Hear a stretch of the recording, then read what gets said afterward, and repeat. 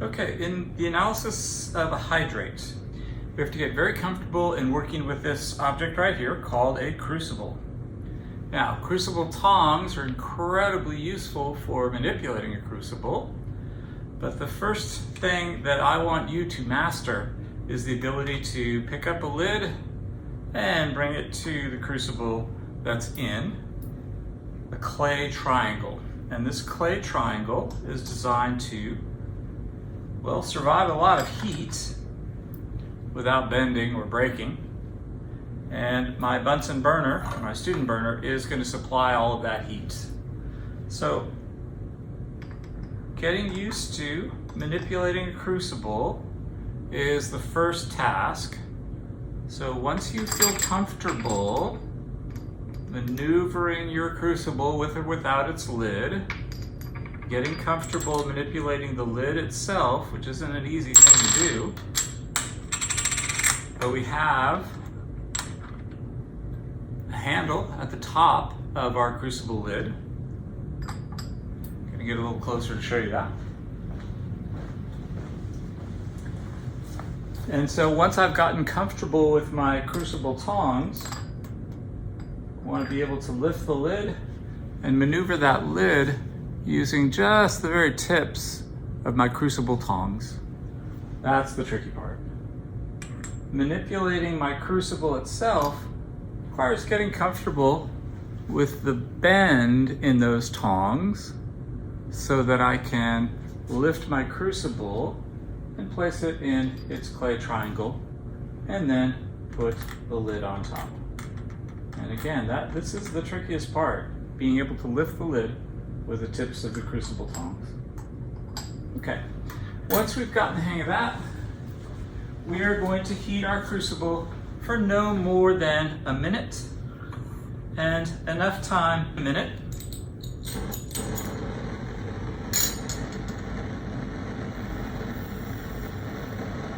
and I'm just making sure that the inner blue cone is going to be level with the bottom of my crucible, but I will adjust that for you. You don't need to mess around with this thing down at the bottom. So for 1 minute, I'm going to heat that.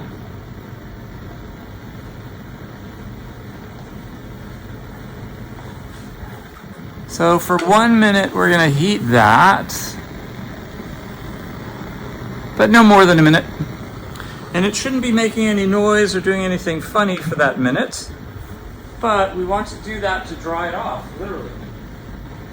So while I'm drying my crucible, minutes up, I now need to let that cool. Let that cool for 3 minutes. I can put my hand over the top. I'm about 6 inches above the top, and I can feel the heat rising. I don't want to mess with that, and I never. A hot crucible will weigh too much. The heat that's rising off of my crucible will actually be registered as additional weight on my balance. As long as I can feel heat rising from my crucible, its weight, measured on this device, will reflect the heat that's rising up, the air that's being pushed up. The air that's being pushed up corresponds to a pushing down on this balance, meaning the weight is greater than it should be. So after 3 minutes, that's going to be cool enough that I can manipulate it. Now, while we're waiting for things to cool, we're not just going to be sitting around. We're going to be calculating molar masses of a variety of different hydrates. Here is my unknown hydrate. Your hydrate will look something like this, or different. It's now time for me to weigh my crucible. So I'm turning on my balance. I'm hitting the 0 key to make sure that it has been taired appropriately. And one of the most important numbers in our lab throughout is the mass of our crucible. It is an important thing to be able to manipulate crucible and lid and to place it in the middle of your pan balance just as I did. I'm checking to make sure that I don't get a variation in the last digit. But what I see is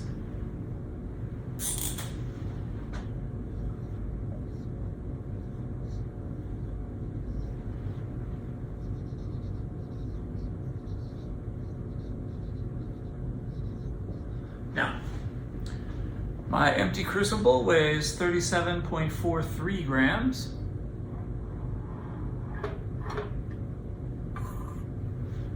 And now I'd like to add 3 to that number. So I'm trying to get something that's close to 40.43 grams.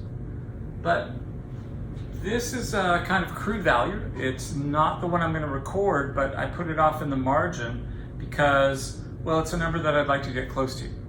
What I'd like you to do is to add between 3 and 4 grams. So once I've hit 40.43 grams, I'm going to stop adding. But if I overshoot, I'm going to be okay. Notice how I'm going to lift the lid of my crucible and keep that crucible lid right next to the crucible itself. Checking, and I see now that my mass has gone down a little bit. Either my crucible was very warm the first time that I weighed it, or that I've simply developed a very small error in the measurement of the mass. So now I'm recording 37.42 because that's what my balance tells me. I'm fine with that. I want to have 3 grams at least added.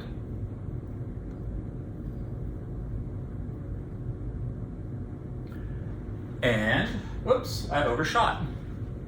In fact, I have 41.45 grams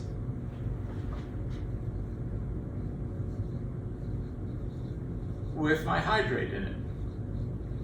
So, looking at that difference, I have 3.03 grams of hydrate, a substance that contains water bound in its crystalline structure. So that's simply the difference that I took. Now I know for certain that I have, not 3, but 4. So I've exceeded my 4 grams ever so slightly. You're fine. If you're anywhere between, say, 3.5 and 4.5 grams, not to worry about any small differences from there. Okay, so 41.45, lid back on my crucible, crucible back on its clay triangle, and now the tricky part. I'd like to have a very small opening, but I don't want my crucible lid to fall off of this stand. So very precariously, I have balanced the crucible lid right next to the crucible itself,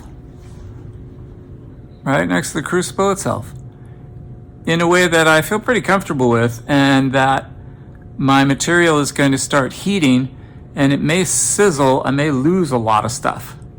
So what am I going to do if I start hearing stuff flying out of my crucible? Well, I'm going to put the lid back on. I light my Bunsen burner away from my crucible, but then I simply bring the burner back under the crucible itself. Here I'm going to heat for no more than 3 minutes, but I'm waiting for some sights and sounds. And already I can see that my solid material, well, it's starting to bubble. But how can a solid bubble? That's a good question. Oops, let's take a look at what's going on. Oh, come on. Right there. Already my hydrate has stopped its weird bubbling behavior. Sorry, we missed that. I heard a little bit of hissing coming out of my hydrate. Oh, but now I do see the material actually bubbling.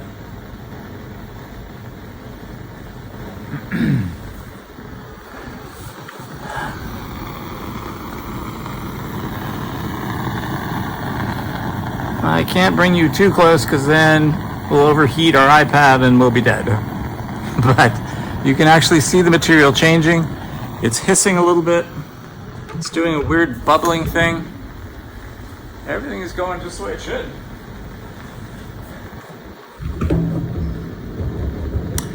Now, a key phrase.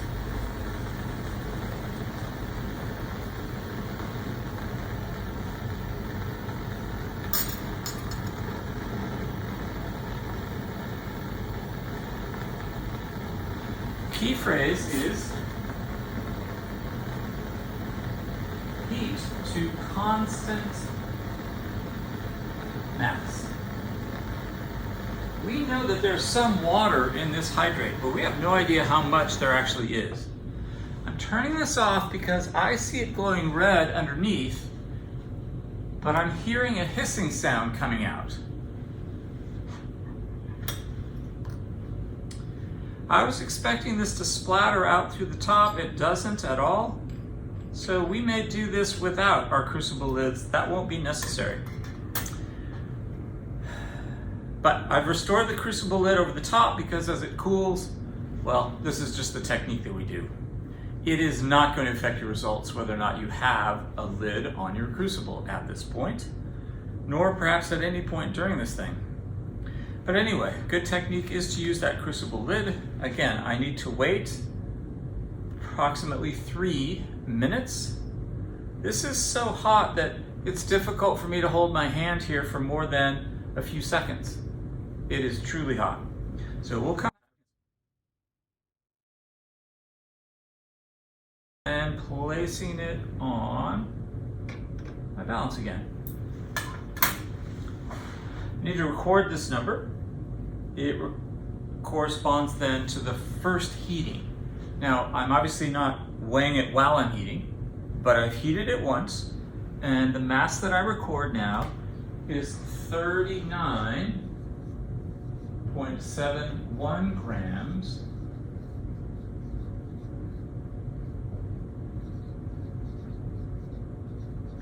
I do not know if that number corresponds to the removal of all of the water or not.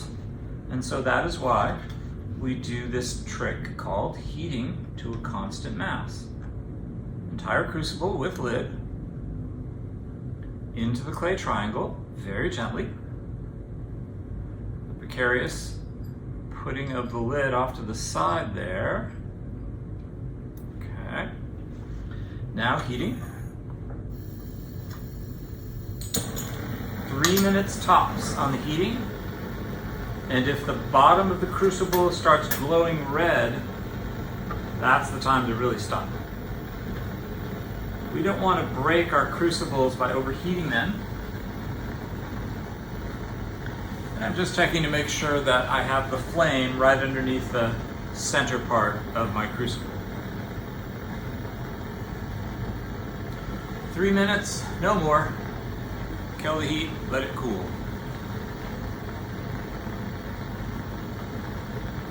Glowing red underneath, stop heating. Close it up, and we let it cool. Uncomfortably hot. Not a good time to try and weigh that.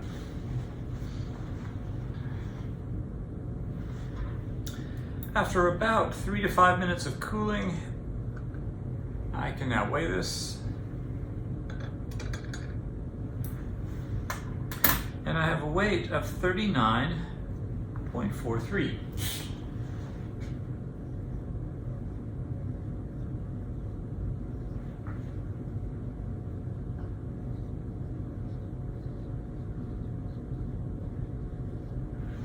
That is not a constant mass. These two numbers are different enough that I can clearly distinguish one from the other. I haven't achieved this result. I haven't reached constant mass. We're going to heat this one more time.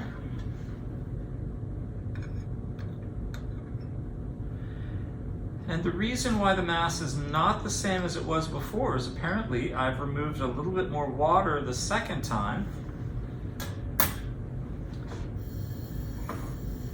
And so this third time, I'm hoping I won't have to remove any more water to prove that The second heating was enough to remove all the water. The first heating, we didn't know whether or not we removed all the water. The second heating proves that we know we did not remove all of the water the first time.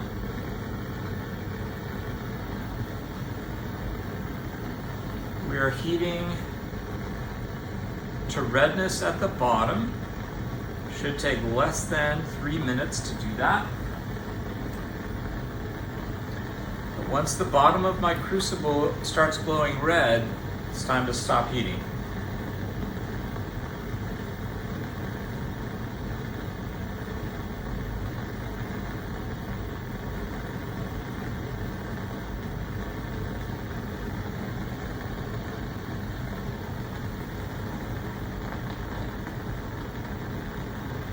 And it's glowing red already.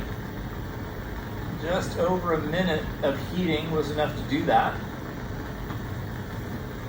So there's no reason to go past that point. We simply risk damaging our crucible.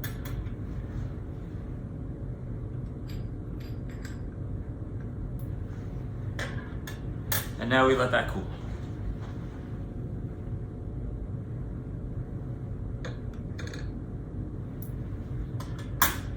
Okay, third heating, third weighing. Oh.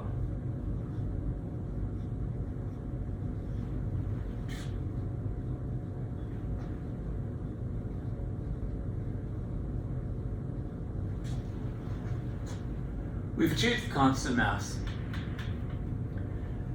The second and the third heating give me exactly the same weight. I drove off all of the water, not the first time I heated it, but clearly in the second time I heated it, I've driven off all the water. No change occurred upon the third heating. I know I'm done. Now we have to figure out how much water we've lost in terms of grams and then moles. Now, the masses that are involved here are far less than the 18.02 grams that a mole of water requires. So we have a very small fraction of a mole of water that's been removed. We have a very small fraction of a mole of our original hydrate. But once you've figured out how much water's been removed, what percentage that represents of the original mass, and then the number of moles of water that you've removed, then the identity of your anhydrous salts, well, that's something that you'll check against the table that we've got for you. And you can figure out how many waters were present in the original hydrate. We call those the waters of hydration. And that's what you're doing. So we need to figure out how many moles of water were in there. We need to figure out how many moles of anhydrous salt are present in there now. And we've analyzed our hydrate.